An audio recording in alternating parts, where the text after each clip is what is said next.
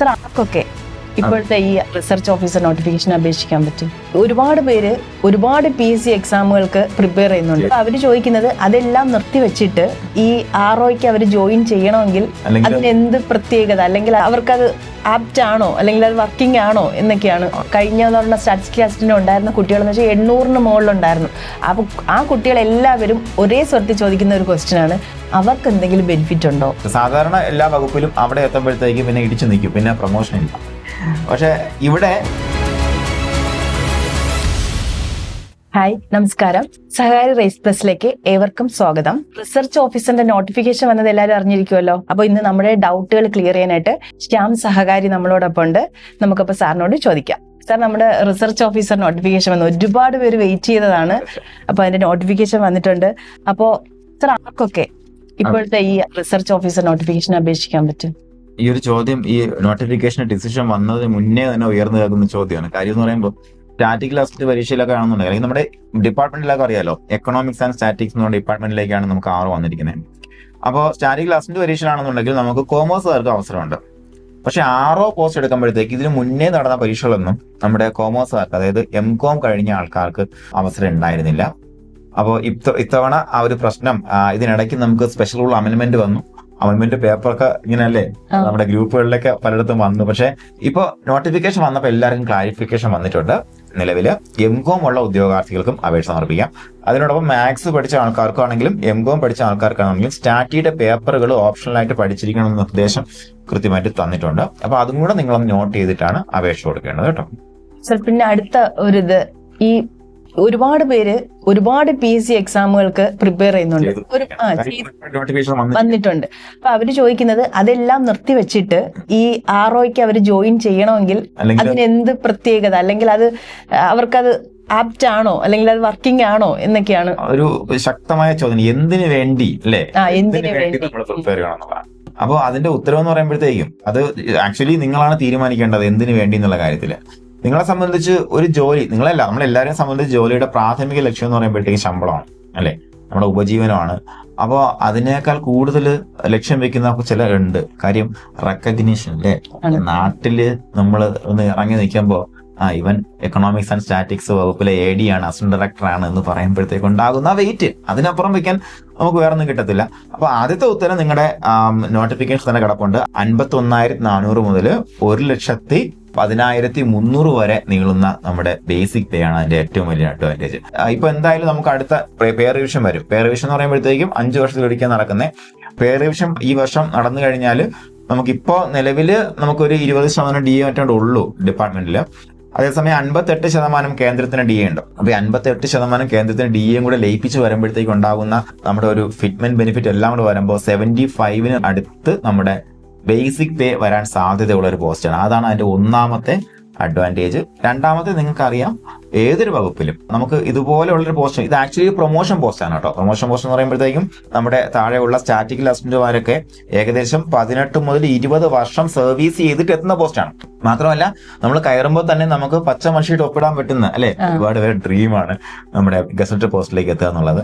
മിക്കവാറും സാധാ പോസ്റ്റിലേക്ക് കയറുന്ന എല്ലാവരും റിട്ടയർ ആകുന്ന സമയത്താണ് ബൈ പ്രൊമോഷൻ അങ്ങോട്ടേക്ക് എത്തുന്നത്. അപ്പൊ നമ്മൾ എൻട്രി കേഡറിൽ തന്നെ നമ്മൾ ഗസറ്റ് പോസ്റ്റിലേക്ക് എത്താൻ പോവാണ്. അതൊരു മറ്റൊരു പ്രത്യേകത. അതിനോടൊപ്പം നമുക്ക് ഇതേപോലെയുള്ള പ്രൊമോഷൻ പോസ്റ്റിൽ എൻട്രി കേഡർ നമുക്ക് KS വന്നില്ലായിരുന്നുണ്ടെങ്കിൽ ഇതുപോലെയുള്ള ഈ ലെവലുള്ള പോസ്റ്റുകളാണ് ഏറ്റവും ഉയർന്ന എൻട്രി കേഡർ എന്ന് പറയുമ്പോഴത്തേക്കും. അപ്പൊ അതിന് മറ്റൊരു പ്രത്യേകത കൂടിയുണ്ട്.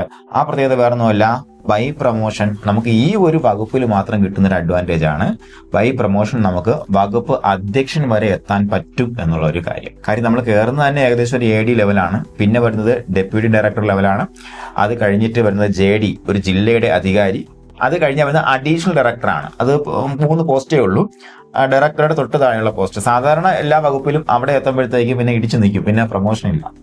പക്ഷെ ഇവിടെ നമുക്ക് ഒരു 25, 26 അല്ലെങ്കിൽ 27 വയസ്സിലേക്ക് കയറുന്ന ആൾക്കാരെ സംബന്ധിച്ചിടത്തോളം നിങ്ങൾക്ക് ഡയറക്ടർ പോസ്റ്റിലേക്ക് എത്താനുള്ള ഭാഗ്യവും ഉണ്ടാകും എന്നുള്ളതാണ് ഈ വകുപ്പിന്റെ പ്രത്യേകത. അത് മറ്റൊരു വകുപ്പിൽ ഈ ഒരു ഭാഗ്യമില്ല കേട്ടോ. അപ്പൊ അങ്ങനെയുള്ള കുറെ ഫാക്ടേഴ്സ് ആണ് നമുക്ക് ഈ പറഞ്ഞ ഒരു പോസ്റ്റിലുള്ളത്. അപ്പൊ നിങ്ങൾ തീരുമാനിക്കുക നിങ്ങളെ സംബന്ധിച്ച് എന്താണ് ഒരു ജോലി എന്നുള്ളത്. നിങ്ങളെന്ന വ്യക്തി ഇതുവഴി നടന്നു പോയത് കൃത്യമായിട്ട് ചരിത്രത്തിലും കാലത്തിലും കുറച്ച് ആൾക്കാരുടെ മനസ്സിലും അടയാളപ്പെടുത്തി വെക്കാൻ പറ്റുന്നൊരു ജോലിയാണ് നിങ്ങൾ ആഗ്രഹിക്കുന്നുണ്ടെങ്കിൽ നിങ്ങൾക്ക് ഇതൊരു നല്ലൊരു ഓപ്ഷനാണ്.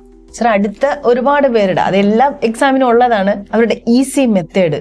ഈ എക്സാമിന് വേണ്ടിയിട്ടുള്ള അവരുടെ പ്രിപ്പറേഷന്റെ അല്ലെങ്കിൽ അവർക്കൊരു ഈസി മെത്തേഡ്. അപ്പൊ അതിനകത്ത് എടുത്തു പറയാനുള്ളത്, വിജയത്തിലേക്ക് ഒരിക്കലും എന്തില്ല, ഈസി മെത്തേഡ് ഇല്ല. അതാണ് അതിന്റെ ഫസ്റ്റ് ആൻസർ. എന്നാൽ കൂടിയും നമുക്ക് ഈ ഒരു പരീക്ഷ എടുത്ത് പരിശോധിക്കുമ്പോഴത്തേക്ക് ഇതിന്റെ കഴിഞ്ഞ പ്രാവശ്യത്തെ കട്ട് ഓഫ് എന്ന് പറയുമ്പോഴത്തേക്ക് 33.67 ആയിരുന്നുള്ളതാണ്. അപ്പൊ അത് എന്തുകൊണ്ടാണ് അങ്ങനെ ഒരു കട്ട് ഓഫ്? അത് സ്റ്റേറ്റ് വൈഡായിട്ട് നടക്കുന്ന എക്സാമിനേഷൻ ആണ്. സ്റ്റേറ്റ് വൈഡായിട്ട് നടക്കുന്ന എക്സാമിനേഷനിൽ മിടുക്കന്മാരില്ലാത്തതുകൊണ്ടാണോ?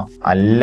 മാസ്റ്റേഴ്സ് കഴിഞ്ഞാൽ അല്ലെങ്കിൽ എന്താണ് MSc മാത്സോ അല്ലെങ്കിൽ സ്റ്റാറ്റിയോ അല്ലെങ്കിൽ എക്കണോമിക്സോ ഒക്കെ കഴിഞ്ഞ ആൾക്കാർ മിടുക്കന്മാരില്ലാത്തതുകൊണ്ടല്ല സംഭവിക്കുന്നത്. ബുദ്ധിപൂർവ്വമായിട്ട് ഈ പരീക്ഷയെ സമീപിക്കുന്നത് കൊണ്ടാണ്. നിങ്ങളും അങ്ങനെയാണ് സമീപിക്കേണ്ടത്. അപ്പോൾ നിങ്ങൾ മനസ്സിലാക്കുക, ഈ പരീക്ഷയ്ക്കും ഈ നടക്കാൻ പോകുന്ന പരീക്ഷയ്ക്കും ഒരിക്കലും ഒരു 40 കൂടിയ കട്ട് ഓഫ് ഒന്നും മാക്സിമം പോയാൽ 45 ഒക്കെ പോകാൻ സാധ്യതയുണ്ട്. അതിനപ്പുറത്തേക്ക് കട്ട് ഓഫ് പോകില്ല. കാരണം ഈ ഒരു 4 സ്ട്രീമിൽ നിന്നും വരുന്ന സിലബസ് ആണ് പ്രധാനമായിട്ട് ഇതിന്റെ പ്രശ്നം. ഇതേ പ്രശ്നം നമ്മുടെ സ്റ്റാറ്റിക് ക്ലാസിന്റെ പരീക്ഷയ്ക്ക് ഉണ്ടായിരുന്നു. അതായത് 4 സ്ട്രീമിൽ നിന്ന് വരുന്ന ഉദ്യോഗാർത്ഥികളാണ്. നമ്മൾ ഇതുവരെ കേട്ടിട്ടുള്ള സാധനമായിരിക്കും ചിലപ്പോൾ എന്താണ് മാത്സുമായി ബന്ധപ്പെടുത്തി വരുന്നത് അല്ലേ. അപ്പോൾ അത് പഠിച്ചെടുക്കുക എന്ന് പറയുമ്പോഴത്തേക്ക് ടാസ്ക് ആണത്. അപ്പൊ അങ്ങനെ വരുമ്പോഴത്തേക്ക് നിങ്ങൾക്ക് അത് സെലക്റ്റീവ് ആയിട്ട് പഠിക്കുക എന്നുള്ളതാണ് ഇവിടെ നിങ്ങളെ കാത്തിരിക്കുന്ന ഏറ്റവും പ്രധാനപ്പെട്ട സംഭവം. അപ്പൊ ഈ കഴിഞ്ഞ സ്റ്റാറ്റിക് ക്ലാസിന്റെ പരീക്ഷയാണെന്നുണ്ടെങ്കിൽ ഈ പറഞ്ഞ പോലെ 40കളിൽ നിൽക്കുന്ന കട്ട് ഓഫ് ഓരോ ജില്ലകളിൽ 40, 30, 35 അങ്ങനെയൊക്കെ നിൽക്കുന്നേ ഉള്ളൂ. അപ്പൊ അതിന്റെ കാരണം ഇതാണ്, സെലക്റ്റീവ് ആയിട്ട് തന്നെ പഠിക്കുക. നിങ്ങൾ ഒട്ടും പറ്റില്ല എന്ന് ഉറപ്പുള്ള ഒരു 20 മാർക്കിന്റെ ഭാഗം പഠിച്ചില്ലെങ്കിലും കുഴപ്പമില്ല. പക്ഷെ ആ സമയവും കൂടെ നമ്മൾ എന്ത് ചെയ്യണം, മറ്റ് പഠിച്ച കാര്യം റിവൈസ് ചെയ്ത് പ്രാക്ടീസ് ചെയ്ത് ഉറപ്പിക്കാൻ വേണ്ടി നിങ്ങൾ നിക്ഷേപിക്കണം. അതിന്റെ ഔട്ട്പുട്ട് നിങ്ങൾക്ക് കിട്ടും. അപ്പൊ അതാണ് ഈ ഇവിടെ നമ്മൾ പഠിക്കുമ്പോഴത്തേക്കും നിങ്ങൾക്ക് തരാനുള്ള ഒരു അഡ്വൈസ്. സർ പിന്നെ ഒരു അടുത്ത ഒരു ഇതെന്ന് പറയുന്നത്, അത് ഒരുപാട് പേർക്കുള്ള കൺഫ്യൂഷനും കൂടെയാണ്. ഇപ്പൊ വന്ന ഈ നോട്ടിഫിക്കേഷനിൽ കൊമേഴ്സും കൂടെ ഇൻക്ലൂഡഡ് ആണ്. അപ്പോ ഇനി എന്തെങ്കിലും സിലബസിൽ മാറ്റം വരുമോ സർ? അത് മുൻപത്തെ അപേക്ഷിച്ച് എന്തെങ്കിലും മാറ്റം വരുമോ? അല്ലെങ്കിൽ അത് സാധ്യതയുണ്ട് എന്നുള്ളതാണ് കേട്ടോ നമുക്ക് തോന്നുന്നത്. കാര്യം എന്ന് പറയുമ്പോഴത്തേക്ക് നമുക്ക് പുതുതായിട്ടൊരു സ്ട്രീം കൂടെ ആഡ് ആവുകയാണ്. അപ്പൊ അങ്ങനെ വരുമ്പോഴത്തേക്കും ഓഫ് കോഴ്സ് നമുക്ക് കൊമേഴ്സിന്റെ ഭാഗങ്ങൾ കൂടെ ഇതിനകത്ത് സിലബസിൽ വരാൻ സാധ്യതയുണ്ട്. പക്ഷെ ഒരു ഏറ്റവും വലിയ ദൗർഭാഗ്യം എന്ന് പറയുമ്പോഴത്തേക്കും ആ ഫൈനൽ സിലബസിൽ എന്താണ് ആഡാകുന്നത് നമുക്ക് അറിയാൻ പറ്റുന്നത് കൺഫർമേഷൻ വരുമ്പോൾ മാത്രമേ ഉള്ളൂ. അപ്പൊ ആ സമയത്ത് നമ്മൾ അതും കൂടെ പഠിച്ചെടുക്കണമെന്നുണ്ടെങ്കിൽ നമ്മൾ ഈ സമയം ഇപ്പൊ നിലവിൽ നമുക്ക് ഉറപ്പുള്ള കാര്യങ്ങൾ കൃത്യമായിട്ട് കവർ ചെയ്ത് നിൽക്കുക എന്നുള്ളതാണ് അതിനകത്ത് ആകെ ഉള്ളൊരു കീ എന്ന് പറയുമ്പോൾ. അപ്പൊ നമ്മൾ ഈ ടൈം നിങ്ങളിപ്പോ നിലവിലുള്ള സിലബസ് അടിപൊളിയായിട്ട് പഠിക്കാൻ വേണ്ടി പ്രയോജനപ്പെടുത്തുക. അപ്പൊ അതിനകത്ത് നിങ്ങൾ ഏതെങ്കിലും ടോപ്പിക്ക് മാറ്റി നിർത്തണമെങ്കിൽ ഞാൻ നേരത്തെ പറഞ്ഞ ബുദ്ധിപൂർവ്വം അത് മാറ്റി നിർത്തുക. അതൊക്കെ നിങ്ങളുടെ ഡിസ്ക്രിപ്ഷനാണ്. അപ്പൊ ആ സമയം നിങ്ങൾ കൃത്യമായിട്ട് പ്രയോജനപ്പെടുത്തിയിട്ട് സിലബസ് വന്നിട്ട് നമുക്ക് കിട്ടുന്നത് കുറഞ്ഞത് 70 ദിവസമായിരിക്കും, ഏറ്റവും കൂടിയ 90 ദിവസമായിരിക്കും. കാരണം നമുക്ക് എപ്പോഴും കൺഫർമേഷൻ വരുന്നത് 20-ാം തീയതിയാണ് സാധാരണ വന്നിരിക്കുന്നത്. അത് വെച്ച് കൂട്ടുമ്പോഴത്തേക്കും നമുക്ക് അങ്ങനെ കിട്ടത്തുള്ളൂ. അപ്പൊ ആ ദിവസങ്ങൾ വളരെ ക്രൂഷ്യൽ ആയിരിക്കും. അപ്പോൾ നമ്മുടെ സ്ട്രാറ്റജി എന്ന് പറയുമ്പോഴത്തേക്കും കുറച്ചധികം ഡിഫറന്റ് ആണ്. സഹകാരിയെ സംബന്ധിച്ചിടത്തോളം നമ്മുടെ ഒരു ഡെയിലി പ്ലാൻ മുന്നോട്ട് വയ്ക്കുന്ന സ്ട്രാറ്റജിയാണ്. അപ്പൊ അതിനകത്ത് എപ്പോഴും പഠിക്കുക, റിവൈസ് ചെയ്യുക, പ്രാക്ടീസ് ചെയ്യുക, പെർഫോം ചെയ്യുക, 4 കാര്യങ്ങളാണ്. ഈ 4 കാര്യങ്ങൾക്കും ഈക്വൽ ഇമ്പോർട്ടൻസ് കൊടുത്തുകൊണ്ടുള്ള കോച്ചിങ് പ്രോഗ്രാമാണ് നമ്മൾ മുന്നോട്ട് വയ്ക്കുന്നത്. അപ്പൊ അതിനെക്കുറിച്ചൊക്കെ നിങ്ങൾക്ക് അറിയാൻ താല്പര്യം ഉണ്ടായിരിക്കും. അപ്പൊ അങ്ങനെയാണെന്നുണ്ടെങ്കിൽ നിങ്ങൾ താഴെ കാണുന്ന ഒരു ഫോൺ നമ്പർ ഉണ്ടാവും, അതിനകത്ത് ഒന്ന് കമന്റ് ചെയ്യുക. കമന്റ് ചെയ്യാനുള്ള മെസ്സേജ് വാട്സ്ആപ്പ് മെസ്സേജ് ചെയ്താൽ മതി. RO എന്ന കോഡും നിങ്ങളുടെ പേരും ജില്ലയുടെ വാട്സ്ആപ്പ് ചെയ്യാം. അപ്പൊ നമുക്ക് ഗൂഗിൾ മീറ്റിൽ ബാക്കി ഡീറ്റെയിൽസ് നമുക്ക് ഡിസ്കസ് ചെയ്യാൻ പറ്റും കേട്ടോ. സർ പിന്നെ അടുത്ത കഴിഞ്ഞ സ്റ്റാറ്റിസ്റ്റിക്സ് ടെസ്റ്റിന് ഉണ്ടായിരുന്ന കുട്ടികളെന്ന് വെച്ചാൽ 800-ന് മുകളിലുണ്ടായിരുന്നു. അപ്പൊ ആ കുട്ടികൾ എല്ലാവരും ഒരേ സ്വരത്തിൽ ചോദിക്കുന്ന ഒരു ക്വസ്റ്റ്യൻ ആണ്, അവർക്ക് എന്തെങ്കിലും ബെനിഫിറ്റ് ഉണ്ടോ? അതായത് ഈ ഒരു കോഴ്സ് RO എന്ന് പറയുന്ന ഈ ഒരു നോട്ടിഫിക്കേഷനിൽ അവർക്ക് പഠിച്ചവർക്ക് എന്തെങ്കിലും ആ സിലബസുമായി ബന്ധപ്പെട്ട് അങ്ങനെയൊക്കെ എന്തെങ്കിലും ബെനിഫിറ്റ്? ആ ചോദ്യം റിലവന്റ് ആണ്. വേറെ ഒന്നുമല്ല, നമുക്കൊരു 30 to 40% അല്ലേ മിസ്സേ, നമുക്ക് അത്രയും നിങ്ങൾ പഠിച്ച ഏരിയാസ് ആയിട്ട് തന്നെ റിലേറ്റ് ആയിട്ട് കിടക്കുന്ന ഭാഗങ്ങളുണ്ട്. എസ്പെഷ്യലി സ്റ്റാറ്റി ആണെന്നുണ്ടെങ്കിലും എക്കണോമിക്സ് ആണെന്നുണ്ടെങ്കിലും അതാണ് നിങ്ങൾക്കുള്ള ഏറ്റവും പ്രധാനപ്പെട്ട ഒരു ഗുണം. അപ്പൊ നിങ്ങൾ അതിനോടൊപ്പം ഇനി ആഡ് ഓൺ ചെയ്താൽ മാത്രം മതി എന്നുള്ള മറ്റൊരു പ്രത്യേകത. ഇതിനകത്ത് വേറൊരു എൻഡ് പഞ്ചും കൂടെ നിങ്ങൾക്ക് തരാം. കാര്യം നിങ്ങൾ സ്റ്റാറ്റിയിൽ പഠിക്കാൻ വേണ്ടി തുടങ്ങിയ ആൾക്കാരായിരിക്കും അല്ലെ. നിങ്ങൾക്ക് എല്ലാവർക്കും നമ്മുടെ വിക്രമാദിത്യ സിനിമ ഓർമ്മയുണ്ടായിരിക്കും. നമ്മുടെ വിക്രമനും ആദിത്യനോട് പരസ്പരം മത്സരിച്ചുകൊണ്ട് എങ്ങോട്ട് പോയി, SI ആവാൻ പോയി. പക്ഷേ നമ്മുടെ വിക്രമന്റെ അച്ഛന്റെ വിക്രമ ബുദ്ധി കാരണം ആദിത്യന് അഡ്വൈസ് കിട്ടിയില്ല, ആദിത്യ നാറുവിട്ട് പോയി. അപ്പൊ നമ്മുടെ എല്ലാവരുടെയും രോമം ഇങ്ങനെ എഴുന്നേറ്റ് നിൽക്കുന്ന ഒരു സിനിമയുടെ ക്ലൈമാക്സ് ആണ് അല്ലേ. നമ്മൾ ഇപ്പോഴും ആ സിനിമയുടെ ക്ലൈമാക്സ് കണ്ടു കഴിഞ്ഞാൽ നമുക്ക് ആ ഒരു ഗൂസ് ബംസ് ഇങ്ങനെ അടിക്കും അപ്പോഴത്തേക്ക്. അതെ, അപ്പൊ അത് നിങ്ങൾക്ക് ലൈഫിൽ ഫീൽ ചെയ്യാൻ പറ്റുന്ന ഒരു അവസ്ഥയായിരിക്കും. നിങ്ങൾ ആലോചിച്ച് നോക്കുക, നിങ്ങൾ സ്റ്റാറ്റിക് ക്ലാസിന്റെ പരീക്ഷയ്ക്ക് വേണ്ടി നിങ്ങൾ പഠിക്കാൻ വേണ്ടി പോയി, നിങ്ങളുടെ കൂടെ ഉണ്ടായിരുന്ന ആൾക്കാർ നിങ്ങളെക്കാളും മുന്നേ വാക്ക് മേടിച്ച് ജോലി മേടിച്ച് പോയി. അറ്റ് ദ സെയിം ടൈം അവര് സ്റ്റാറ്റിക് ക്ലാസിന്റെ ആയിരിക്കുമ്പോൾ നിങ്ങൾ 6 ആയിട്ട് നിങ്ങളെ സ്വന്തം വണ്ടിയിൽ, സ്വന്തം വണ്ടി നിങ്ങൾ സ്വന്തം വണ്ടിയല്ല, നിങ്ങളെ ഡിപ്പാർട്ട്മെന്റ് വണ്ടിയിൽ നിങ്ങളോട് ചെന്ന് ഇറങ്ങിയാണ്. എങ്ങനെ ഉണ്ടാവും? അപ്പൊ നിങ്ങൾ ഡ്രീം ചെയ്യുന്നവർക്ക് ഉറപ്പായിട്ടും മോട്ടിവേഷന് വേണ്ടിയിട്ട് നമുക്ക് ഈ ഒരു സീൻ നിങ്ങൾക്ക് വിഷ്വലൈസ് ചെയ്യാൻ പറ്റും. അപ്പൊ അങ്ങനെ വ്യക്തമായിട്ട് വിഷ്വലൈസേഷൻ ടെക്നിക്സ് എല്ലാം കൊണ്ടുവരിക. എല്ലാവരും നന്നായിട്ട് പഠിക്കുക. എല്ലാവർക്കും വിജയാശംസ നേരുകയാണ്.